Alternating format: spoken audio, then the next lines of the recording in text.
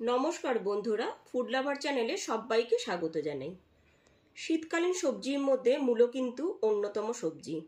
মূলো দিয়ে আমরা অনেক কিছুই করে থাকি, তাই আজ আপনাদের সাথে শেয়ার করব প্রথম পাতে খাওয়ার জন্য মূলো দিয়ে মসুর ডাল।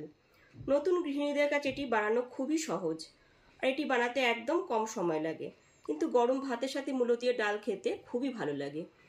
আমার চ্যানেলটা ভালো লাগলে আত্মীয় পরিজনদের সাথে শেয়ার করবেন।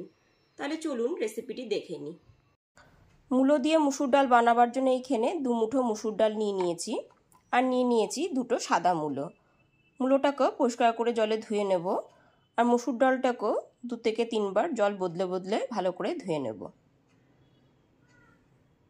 দুটো মূলোকে খুব ভালো মতো পরিষ্কার করে ধুয়ে তারপর এরকম চাকা চাকা করে কেটে নিয়েছি, আর মুসুর ডালটাকেও খুব ভালো মতো পরিষ্কার করে ধুয়ে নিয়েছি।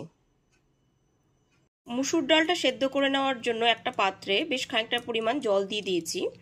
এইবার ডালটা সেদ্ধ করে নেব।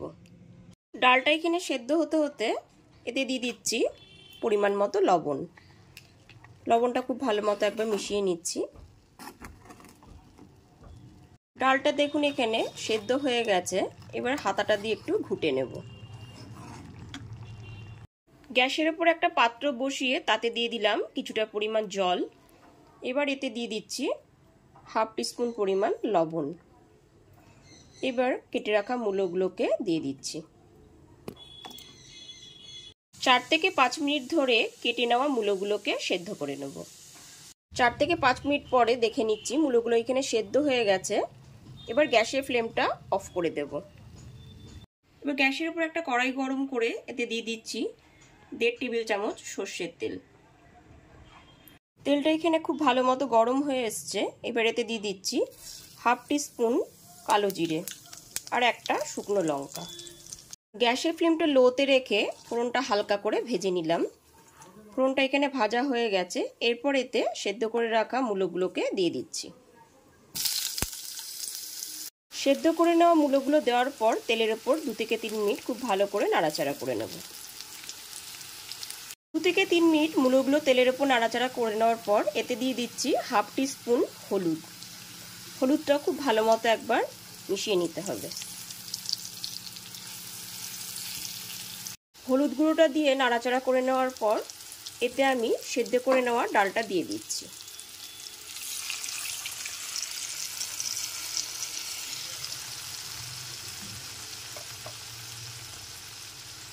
সেদ্ধ করে নেওয়া ডালগুলো দেওয়ার পর দিয়ে দিচ্ছি 2টো চেরা কাঁচা লঙ্কা। স্বাদটাকে একটুখানি বাড়িয়ে তোলার জন্য দিয়ে দিচ্ছি 1/2 টিস্পুন চিনি। এবার খুব ভালো মতো একটু মিশিয়ে নিচ্ছি। এরপর এর মধ্যে দিয়ে দিচ্ছি 1/2 বাটি পরিমাণ গরম জল। ডালটা দেখে আমার একটু ঘন লাগছে, ওই জন্য জলটা একটু দিয়ে দিলাম। জলটা দিয়ে দেওয়ার পর 2 থেকে 3 মিনিট একটু ফুটতে দেব। 2 থেকে 3 মিনিট ডালটা একটু ফুটিয়ে নেওয়ার পর এর মধ্যে দিয়ে দিচ্ছি 1 মুঠো ফ্রেশ ধনেপাতা কুচি।